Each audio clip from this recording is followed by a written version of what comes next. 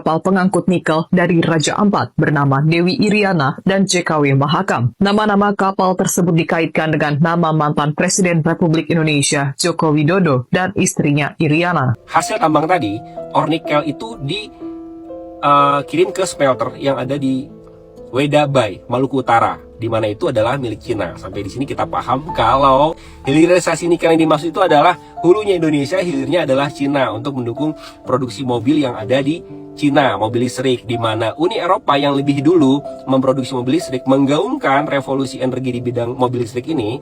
Halo guys, Assalamualaikum warahmatullahi wabarakatuh. Jumpa lagi bersama Indolayar Digital Reaction.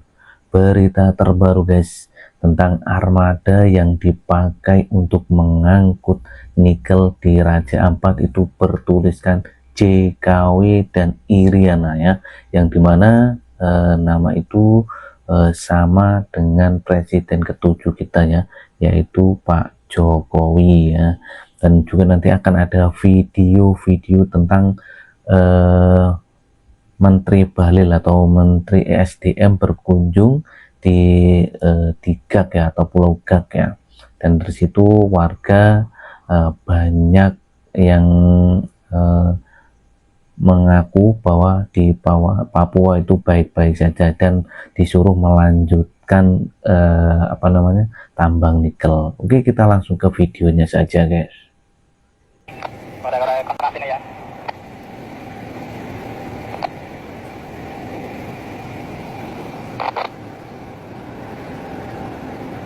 Tongkangnya masih maju lagi ya.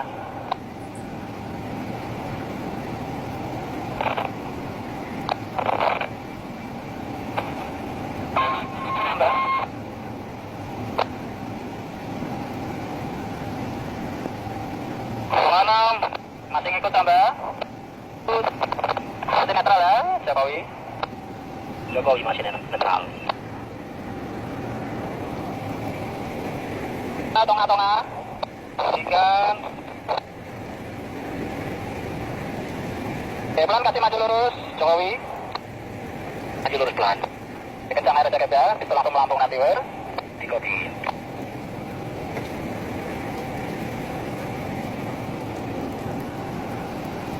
Tadi kapal kanan lagi.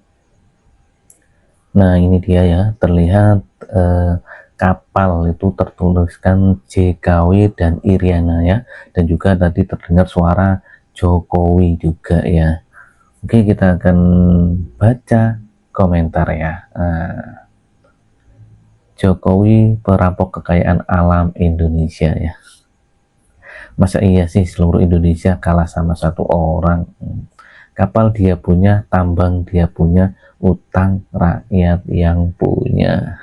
Aduh, 5 juta ton diekspor ke Cina tanpa data, duitnya lari kemana? Lari ke kantong ya. Oke, kita next video selanjutnya.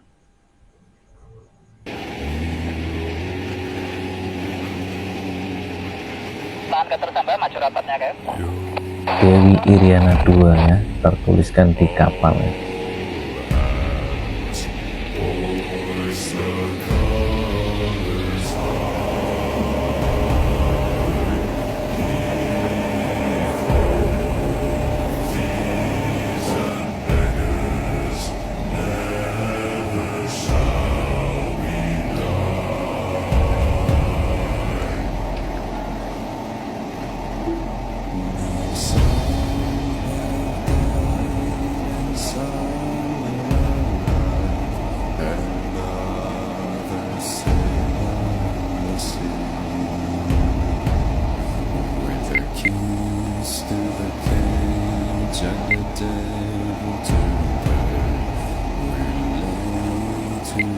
Bapak jadi lurus bagian mana?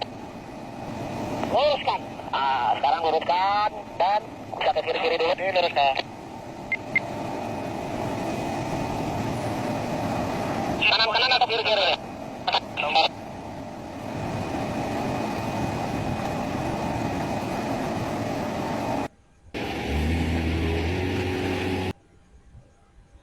Nah ini juga bertuliskan Dewi Iriana 2 ya. Oke, kita next video selanjutnya guys.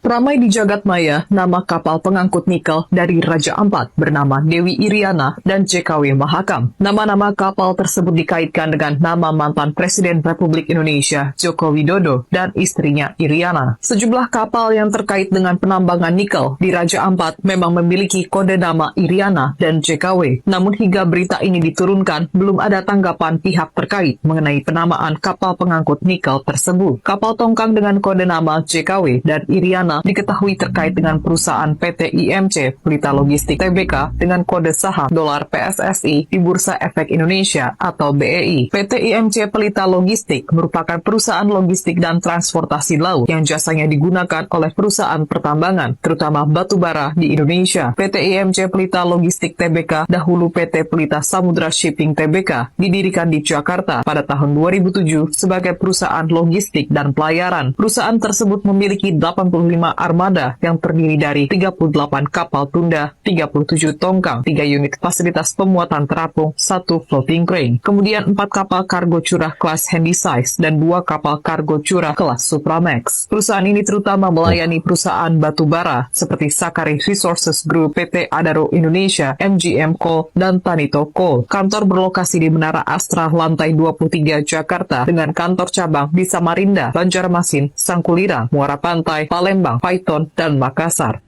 Ramai di jagat.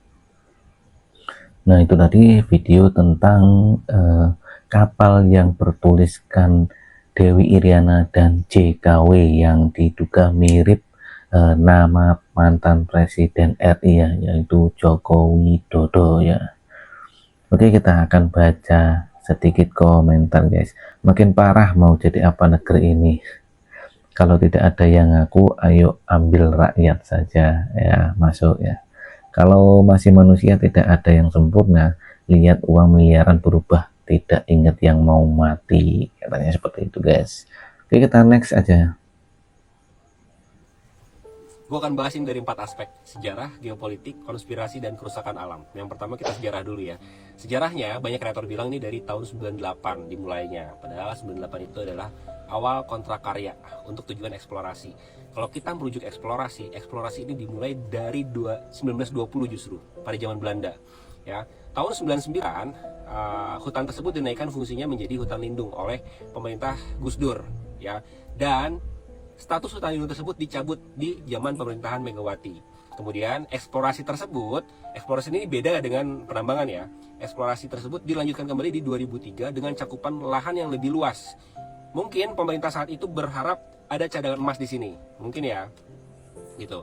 Dan gue tidak menemukan apapun di zaman pemerintahan SBY karena yang gue lihat si PT GAX ini yang awalnya milik Australia dan sahamnya sekarang lebih besar saham Antam, itu kesulitan mendapatkan izin operasional di pemerintahan SBY. Nah, lanjut mereka mendapatkan AMDAL di 2014, dilanjutkan mendapatkan izin operasional 2017 melalui kementerian terkait, pada saat itu Ignatius Jonan. Resminya tambang ini dimulai adalah 2018. Itu sejarahnya, sejarah singkatnya ya. Sekarang kita ke geopolitiknya, ini yang menarik. Hasil tambang tadi, ore nikel itu dikirim ke smelter yang ada di Weda Bay, Maluku Utara, di mana itu adalah milik Cina. Sampai di sini kita paham kalau hilirisasi nikel yang dimaksud itu adalah hulunya Indonesia, hilirnya adalah Cina untuk mendukung produksi mobil yang ada di Cina, mobil listrik, di mana Uni Eropa yang lebih dulu memproduksi mobil listrik, menggaungkan revolusi energi di bidang mobil listrik ini, kalah telak dengan Cina. Kenapa? Cina lebih murah dan teknologinya lebih tinggi, mereka nggak bisa menyaingi, akhirnya sekarang mereka fokus ke mobil terbang. Itu yang terjadi di geopolitiknya. Dan siapa sangka kapal tongkang yang mengangkut ore nikel ini dari Raja Ampat ke Maluku Utara tadi adalah kapal tongkang yang bernama JKW Mahakam 6 dan Dewi Iriana 6. Familiar? Nah, sekarang jadi video ini menjelaskan tadi ya yang dibilang proses hilirisasi ya. Jadi hulunya Indonesia dan hilirnya Cina ya. Jadi tambang nikel itu akhirnya dikirim di Cina hasilnya guys. Sekarang kita ke konspirasinya. Amerika Serikat yang punya presiden baru nih, Donald Trump, memantik kembali suhu perang dagang antara Amerika dan Cina. Konspirasinya, isu liar yang beredar, Amerika Serikat bekerja sama dengan Uni Eropa menjegal segala macam bentuk produksi apapun yang berasal dari nikel, baterai lithium tadi. Salah satunya adalah mobil listrik dari Cina dengan cara menaikkan isu kerusakan lingkungan melalui Greenpeace. Akibatnya apa? Di Indonesia rame tagar Save Raja Ampat. Kenapa rame? Karena rakyatnya tidak merasa diuntungkan atau rakyatnya makmur dengan adanya penembangan yang masif ini. Ya, terus yang bagian keempat adalah kerusakan lingkungan. Gue sendiri nggak peduli dengan geopolitik tadi, yang gue garis bawahi di sini adalah kerusakan lingkungannya. Pulau Gax ini pulau ada di tengah-tengah lautan, ya, di mana itu adalah ekosistem laut. Ya, memang jaraknya 20-40 km dari pusat wisata. Tapi coba kita lihat Freeport. Freeport juga dulu awalnya adalah iceberg. Dilanjutkan kembali izinnya di tahun 1988 jadi Grasberg, sampai sebesar sekarang 120.000 hektar daerah tambangnya gitu.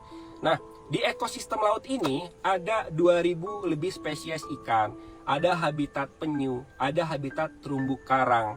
Ya, apa jadinya pulau-pulau itu jika dikeruk terus-terusan setiap hari? Maka pulau itu akan hilang dan bukan tidak mungkin akan berganti ke pulau-pulau yang lain di Raja Ampat.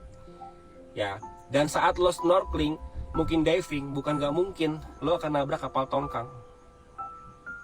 Itu yang jadi masalah.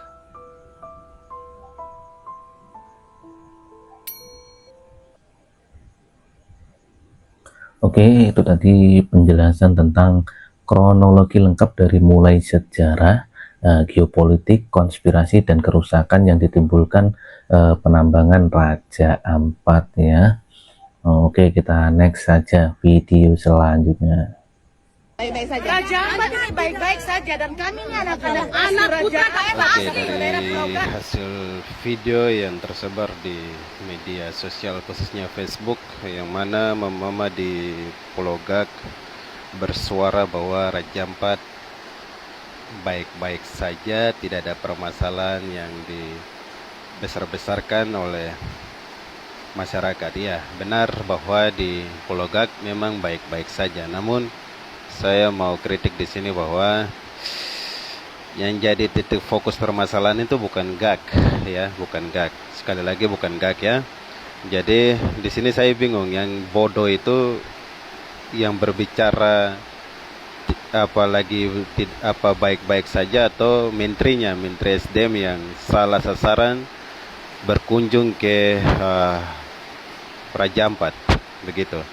Jadi tolong untuk Menteri SDM Bahlil supaya kalau mau berkunjung itu langsung ke TKP, jadi turun langsung ke titik di mana menjadi fokus permasalahan yang mengakibatkan masyarakat Raja Ampat bersuara maupun masyarakat dunia bersuara terkait perusahaan tambang nikel di 2 pulau perairan yang secara undang-undang telah melanggar.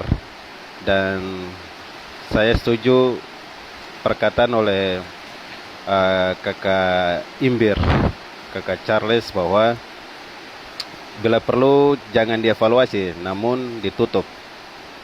Yang perlu dievaluasi itu adalah PT GAK.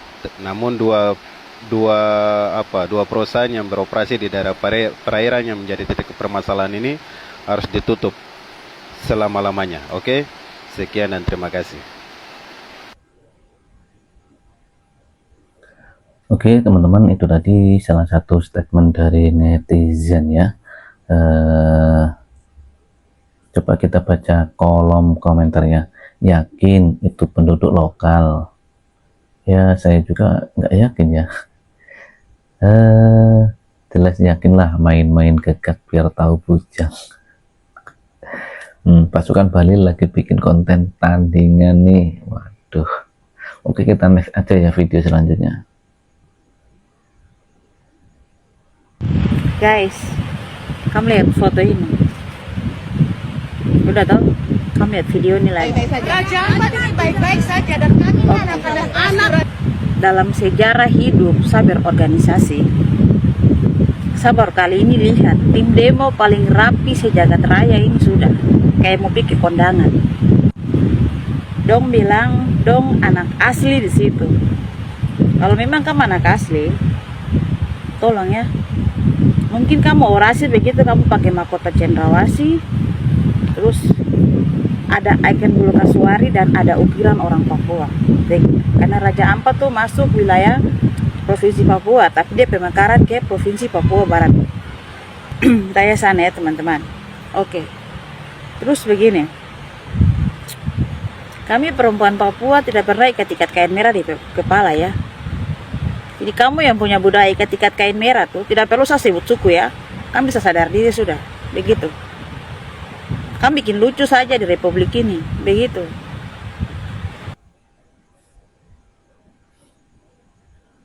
Guys.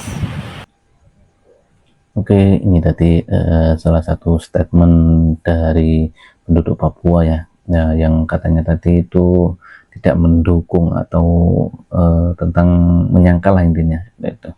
Oke, kita next aja ya. Katanya tambang nikel di Raja Ampat merusak lingkungan, tapi kok masyarakat di sana malah minta jangan ditutup.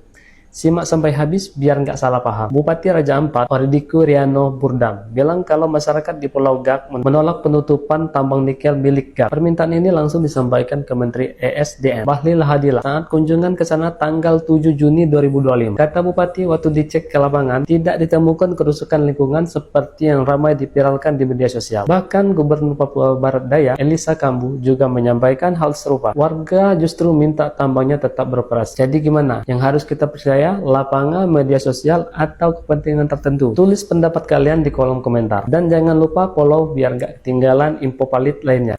Katanya tambang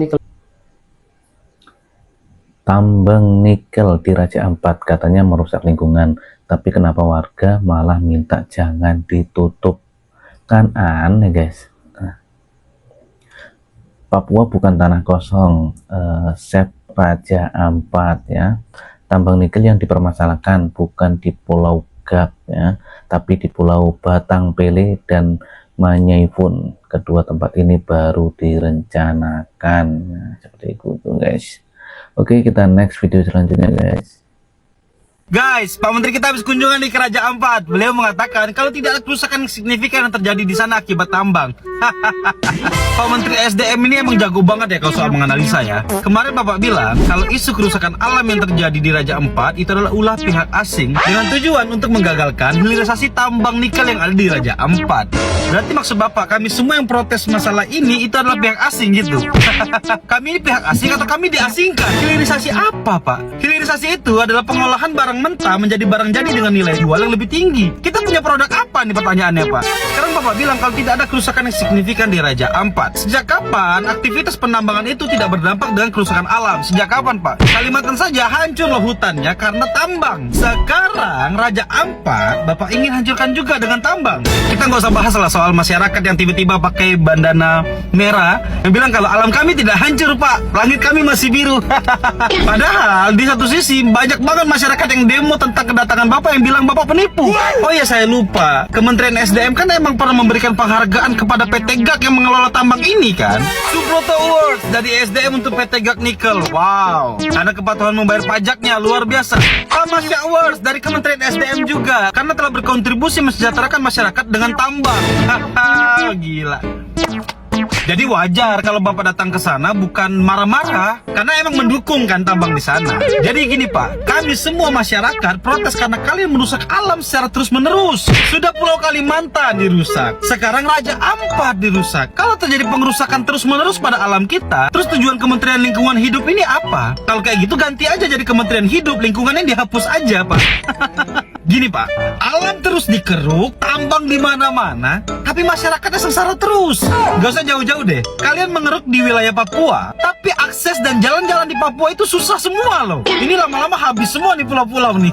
Saya kirain tadi Pak Menteri datang ke sana itu mau marah-marah gitu. Ternyata itu hanyalah ekspektasi dari imajinasi.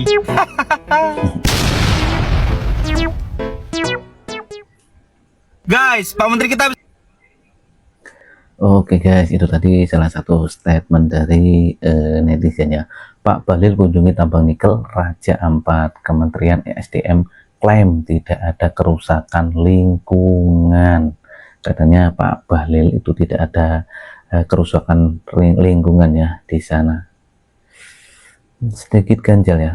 Kunjungan formalitas untuk menenangkan masyarakat, intinya keruk terus sampai hancur.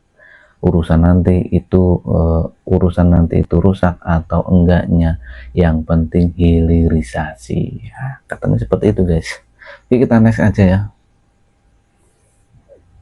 Chef Raja 4. Saya menyesal memilih Bapak Prabowo Subianto sebagai presiden. Saya amat sangat kecewa dengan Prabowo Subianto. Papua itu bukan tanah kosong. Salam APBN, ambil positif, buang negatif. Raja Ampat. Hati gue tersayat, teriris waktu mendengar kabar tentang pertambangan nikel di Raja Ampat. Banyak banget yang minta gue untuk meresponi tentang Raja Ampat. Pertama-tama gue udah research dulu tentang awal mula asal muasalnya kenapa bisa ada pertambangan nikel di Raja Ampat, siapa yang meresmikan, siapa yang menandatangani, dan lain sebagainya. Jadi gue harap kalian akan nonton video ini sampai habis. Jadi gue bukan ngomong sembarangan, tapi gue ngomong berdasarkan data yang sudah gue pelajari. Buat kalian netizen yang nyalahin Bapak Prabowo Subianto, menurut gue kalian harus baca berita, harus research, harus cari tahu lebih lanjut lagi. Kebijakan ini bukan di era Prabowo Subianto. PT GAK ini adalah anak dari PT Antam. Kebijakan PT GAK Nikel itu sudah ada dari zaman Presiden Soeharto. Sekarang Bapak Prabowo Subianto itu hanya mewarisi saja. Kalian tahu gak sih kalau tambang itu tuh udah dari tahun 2017 gitu loh. Itu jauh banget dari sebelum Prabowo Subianto itu menjabat jadi presiden. Balik lagi, kalian tuh jangan apa-apa salahkan presiden, apa-apa salahkan Prabowo Subianto. Jangan cari tahu dulu beritanya, searching dulu. Jangan mudah kemakan sama hoax-hoax yang AI itu. Kayak gambar-gambar Raja Ampat yang tiba-tiba jadi kayak padang gurun, yang tiba-tiba jadi coklat. Itu AI. Itu udah ada dari zaman Bapak Presiden Soeharto gitu loh. Terus baru disahkan sama Pak Jokowi tahun 2017. Jadi kita tuh harus cari tahu dulu kenapa sampai sekarang itu juga baru diberhentikan sementara, dan kenapa harus diberhentikan sementara, bukan diberhentikan total. Itu tuh harus cari tahu gitu. Pemerintah yang sekarang itu nggak bisa asal memberhentikan, karena proses ini sudah ditandatangani 2017 oleh pemerintah yang lalu. Kalau asal-asalan diberhentikan, ya bisa dituntut lah sama perusahaannya. Kalau sudah disahkan, kalau sudah ditandatangani, itu berarti menjadi legal, bukan ilegal lagi. Kalau memang mau disalahkan, coba cari tahu dulu dan salahkan aja pemerintahan-pemerintahan yang sebelumnya. Kenapa dikasih izin? Bukan lu pada tiba-tiba nyalain Prabowo Subianto, nggak begitu konsepnya. Cari tahu di Google, hari gini ada GPT, ada Meta AI, ada Gemini, dan segala macamnya. Cari tahu dulu, jangan terkecoh sama berita-berita yang beredar, jangan FOMO. Tambang nikel itu ada di Pulau GAK, dan itu bukan destinasi wisata. Tapi itu adalah wilayah yang sudah mendapatkan izin tambang sejak 1998, dan sudah resmi mendapatkan IUP di 2017. GAK dan Piai Nemo itu berjarak 40 km sayang-sayangku. Dan Piai Nemo itu tidak mengandung nikel. Jadi secara geologi pun Piai Nemo itu tidak akan bisa ditambang dan tidak mungkin ditambang. Kalau kalian pada mau FOMO #Save Raja Ampat, oke, lindungi Raja Ampat dengan fakta, bukan dengan hoax. Kenapa diberhentikan sementara? Oke guys, jadi menurutnya itu jangan selalu menyalahkan presiden ya, cari tahu dulu asal usulnya ya. Sementara, karena pemerintah itu juga memang harus evaluasi. Pemerintah itu harus datang dulu ke sana, cek dulu tempatnya, dampaknya gimana untuk rakyat di sana, dampaknya gimana untuk ekosistem dan segala macamnya. Ya benar kalau dibilang diberhentikan sementara untuk evaluasi. Dampaknya buat lingkungan di sana apa, dampaknya untuk satwa-satwa di sana dampaknya apa, ya itulah namanya proses evaluasi. Terus kenapa nggak diberhentikan total? Woi, gue kasih tahu ya, pemerintah itu tidak bisa memberhentikan secara mendadak, karena pertambangan itu sudah mendapatkan izin secara sah. Kalau misalkan pemerintah sekarang menghentikan secara mendadak, yang ada pemerintah lagi yang salah. Nanti pemerintah kena wan prestasi di pengadilan. Nanti kalau pemerintah yang sekarang udah kena wan prestasi dari pengadilan, negara lagi yang rugi. Nanti kalau pemerintah yang sekarang udah evaluasi ke sana, udah ngeliat dampaknya, udah memang menyadari dampaknya, wah dampaknya gak bagus nih, dampaknya negatif nih buat ekosistem, satwa-satwa, untuk masyarakat lokal dan segala macamnya, baru pemerintah yang sekarang punya alasan yang kuat untuk memberhentikan atau bahkan mencabut izin usahanya. Baru bisa memberhentikan tambang itu secara total. Kalau sekarang langsung diberhentikan mendadak, langsung dicabut izinnya dan segala macamnya, itu bisa menimbulkan kerugian tertentu untuk pihak tertentu gitu loh. Bisa-bisa ini negara, pemerintah ya, dituntut balik sama perusahaannya, karena si perusahaan ini sudah punya izin yang sah, sudah punya tanda tangan, sudah punya legalitas yang sah di atas dasar landasan hukum. Lagi pula ya, pemerintah itu tidak sebodoh yang kalian pikirkan netizen. Gak mungkin destinasi wisata itu tempat pencarian uang, itu tempat menambah devisa negara, tempat buat menambah defisit negara, tempat untuk apa dan segala macam. Pokoknya destinasi wisata lah. Tidak mungkin dihancurkan, itu destinasi wisata alam gitu loh. Gak mungkin dihancurkan sama pemerintah. Pemerintah itu juga tidak sebodoh itu. Kalian ini juga netizen yang bikin tagar, yang bikin #Save Raja Ampat. Begitu dihentikan sama Gerindra, walaupun dihentikan sementara untuk evaluasi, Gerindra, Bapak Prabowo dan pemerintahan kita dicurigai sama kalian. Kalian ini gimana sih maunya? Gak semuanya itu dianggap drama politik, nggak begitu konsepnya, makanya pelajari dulu. Kalian ini pada nyalain Prabowo Subianto, padahal ini udah disahkan dari 2017, bahkan dari zaman Soeharto. Salahkan aja lah pemerintah-pemerintah yang sebelumnya itu, kenapa salahin Pak Prabowo? Sekali lagi ya, kalau mau menyelamatkan Raja Ampat, selamatkanlah dengan fakta, bukan dengan hoax. Save Raja Ampat dengan fakta, bukan dengan hoax. Save Raja Ampat. Saya menyesal Oke guys, itu tadi salah satu statement dari netizen ya. Jangan sampai negara kena wan prestasi pengadilan, nanti negara lagi yang rugi, nyalahin pemerintah. Jadi yang dimaksud tadi itu di video ini, cari dulu kebenarannya dan asal usulnya ya. Jangan langsung main tuduh presiden yang salah guys ya. Jadi cari tahu dulu kebenarannya, asal usulnya seperti itu. Oke guys, sekian dulu video kali ini. Nanti kita akan bahas lagi video-video yang menarik lainnya ya. Apabila ada salah-salah kata ataupun ucapan dan juga informasi dari saya mohon maaf sebesar-besarnya ya. Dan saya akhiri dulu. Wassalamualaikum warahmatullahi wabarakatuh. Bye bye.